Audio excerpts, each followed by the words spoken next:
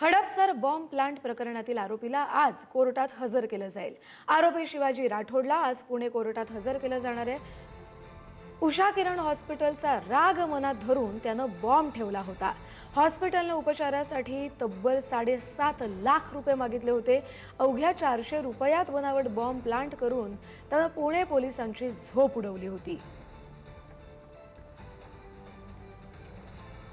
पुण्याच्या हडपसर मधल्या रुग्णालयात बॉम्ब ठेवल्याप्रकरणी अखेर त्याला अटक झाली। मात्र त्यानं उषा किरण हॉस्पिटलचा राग मनात धरून हे कृत्य केल्याचं समोर आलं।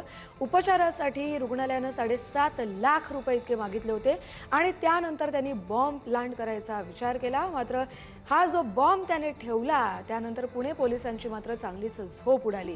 त्याच आरोपी शिवाजी राठोडला आज पुणे कोर्टात हजर केलं जाणार आहे। उषा किरण हॉस्पिटलचा राग मनात धरून त्यानं बॉम्ब ठेवला होता अशी माहिती समोर आली आहे। हॉस्पिटलने उपचारासाठी तब्बल 7.5 लाख रुपये इतके मागितले होते। त्याचाच राग मनात धरून अवघ्या 400 रुपयात त्यानं बनावट बॉम्ब प्लांट प्लॅन केला।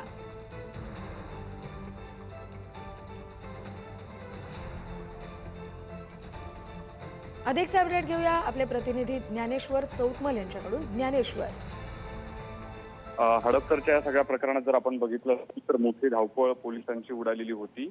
पण जेव्हा सगळ्या तपास पोलिसांनी केला तेव्हा पोलिसांच्या असं लक्षात आलं की जो बॉम्ब सदृश दिसणारी जी काही वस्तू आहे ती अगदी 400 रुपयांचा खर्च किरकोळ करून म्हणजे एक डिजिटल वॉच आणि काही साधे पाईप जे आहेत ते वापरले गेले आणि सेलोटेपचा वापर करून अगदी बॉम्ब सारखी दिसेल अशा पद्धतीची वस्तू या आरोपीनं तयार केलेली होती। या आरोपीला पुणे पोलिसांनी अटक केलेली आहे आणि आज त्याला कोर्टामध्ये हजर केलं जाईल। या सगळ्या प्रकरणाच्या मुळाशी काय होतं तर त्या आरोपीला आजार होता आणि त्या आजाराचं जे कोटेशन आहे ते हॉस्पिटलवाल्या लोकांनी जास्त दिलं, त्याचाच मनात राग धरून त्यानं हे कृत्य केल्याचं समोर येत आहे।